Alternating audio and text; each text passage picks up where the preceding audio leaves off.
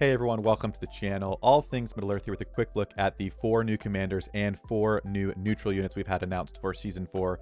So stay tuned, we're going to look at these in just 1 second.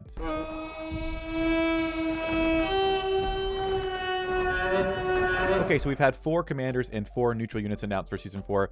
There could be more coming, but at the date of this video, this is all the accurate information we have on these commanders. So in no particular order, I wanted to go through these and talk about what skills they may end up having in addition to the ones that they show us, and how I think they'll work into the general structure of the game. So starting out, we're going to have Treebeard. Now, Treebeard is not a shock at all because he's a actual character in the Lord of the Rings. So I'm not surprised that we're getting this.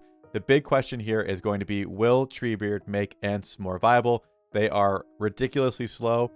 So I would assume if we add an Ent commander, that will hopefully help that or boost enough of other things to make that speed trade-off actually worth it. But I don't really know anybody that likes to run Ents at all. They're just atrociously slow.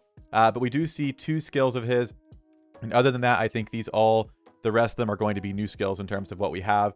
But the first one is going to be Eldest, and that is for Treebeard. He's going to, every 2 rounds, initiate 1 normal attack that deals 200% damage and going to have a chance at stunning the target.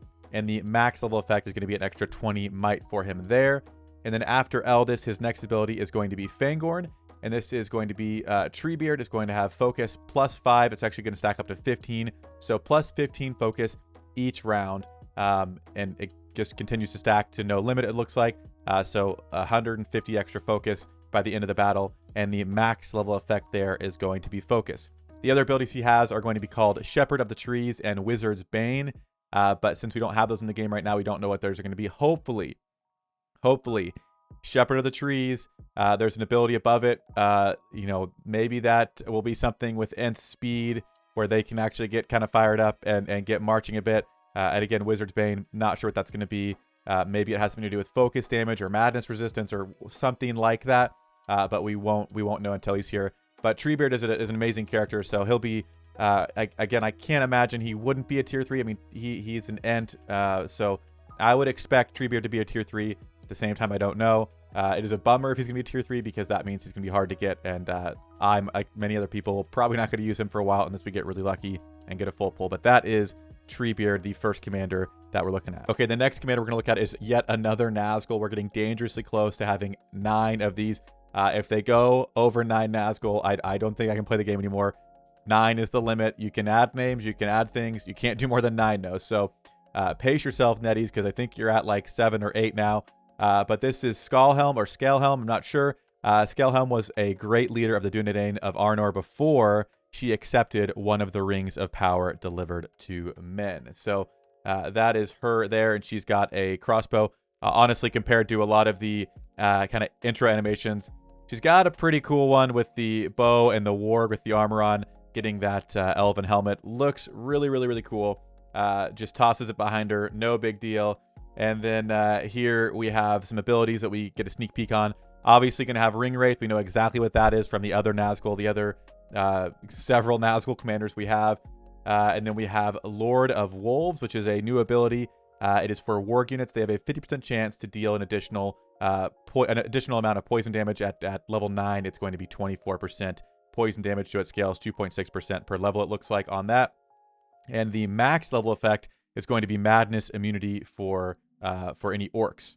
The next ability is going to be Executioner, which is for all enemies. Each round, they're going to receive poison damage modified by the focus stat. And on round 5 onwards, they're going to receive an additional 8.5% focus damage modified by the focus stat. And this is going to ignore avoidance. So again, that 8.5 is at level 8 out of 15. And the max level effect there is going to be focus +20. So it does look like it's going to be a warg / poison dealing commander. So hopefully it can work well, because a lot of times with some of these commanders, I feel like they try and add too many things.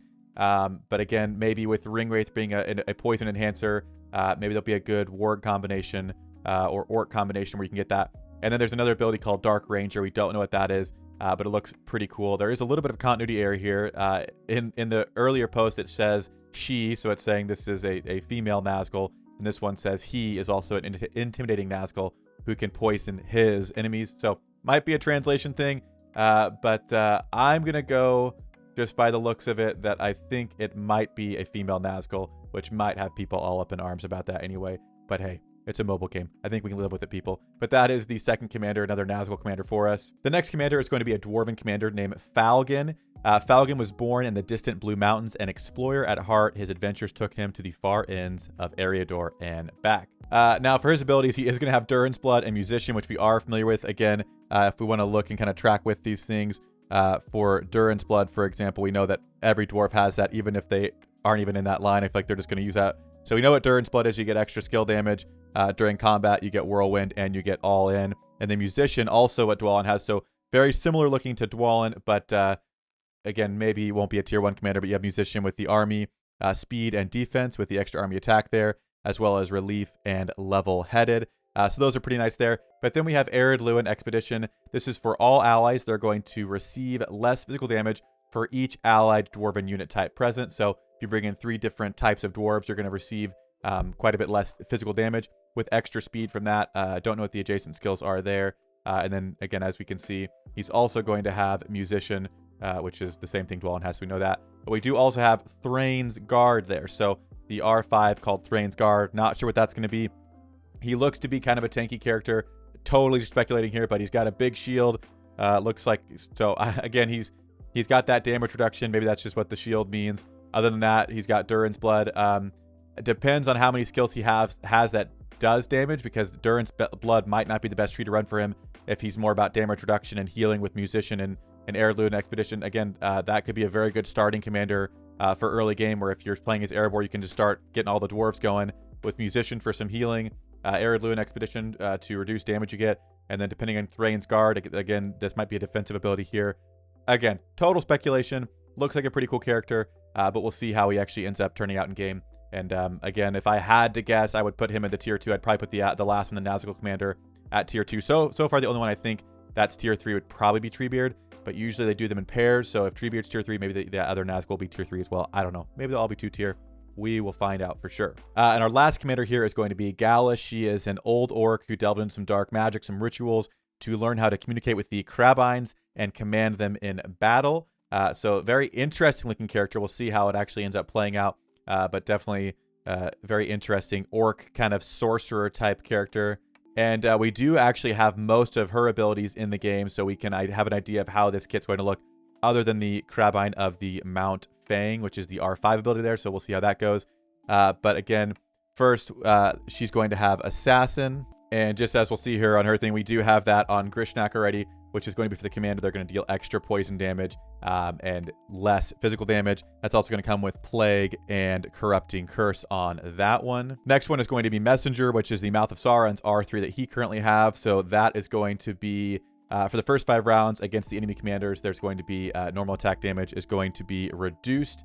And then the max level effect there being that the buff persists for the entire battle. So you have some anti-commander. You've got some poison damage there. And then we also have the White Hand, which isn't shown in the video. But we can look at a commander like Ugluk to see that one, which is his R5. And it's while attacking allied Uruk-hai units have damage, extra damage, 0.3 per level per round, with speed 15 at the max level, as well as Untiring, which is going to be stun immunity and damage reduction for Uruk-hai, and Survival Barrier. Round 6, Uruk-hai units recover HP, but cannot recover afterwards. So some interesting stuff, but again, my worry with some of these commanders is they try and do too many different things, and they don't really end up being that great at any of them. The R3 would say, okay, bring Uruk-hai here, but then you've got stuff with poison and commander dealing poison damage, and then Messenger, you've got kind of anti-commander, like shut down other commanders. So it will depend on what the Crabine of Mount Fang, if that goes well with any of these 3, I would suggest that would probably be the build you'd want to run, because you want the most skills that actually work really well together.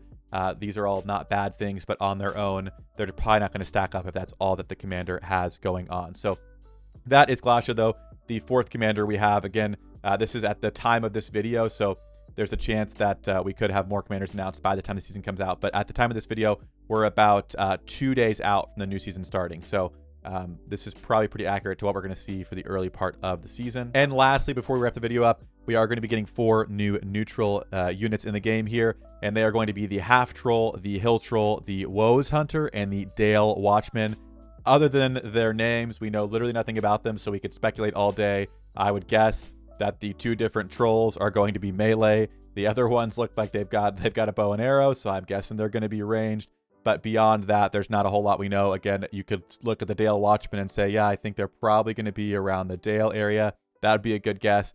But other than that, we don't really know for sure how that's going to play into things. But we do have those new neutral units introduced into the game. So hopefully we can find some good uses for them. Maybe they'll bring some life to commanders who just need a little bit extra to be viable. I feel like if they're not going to rework commander kits all the time, even just adding neutral units that kind of buff those areas that need work on commanders that are maybe just kind of mid-tier would be really nice. But obviously we'll see once the season's live what these neutral units end up looking like. But that is all of the new information we have for season 4 thus far. Obviously, if you're unaware, there's going to be a very different structure for season 4. It's not just start the game in your territories and go for the ring. There's going to be a good versus evil battle happening to affect the ring's progress from Hobbiton to Mount Doom. But we might do another video later diving more into that and kind of theories about how that's going to work. But today I just wanted to look at the different new units, the new commanders we're going to have coming into the game. So hopefully you enjoyed the video. If you did, be sure to hit that like button and subscribe to join our fellowship here on YouTube. But that's going to do it for me today, and I'll see you all in a future video.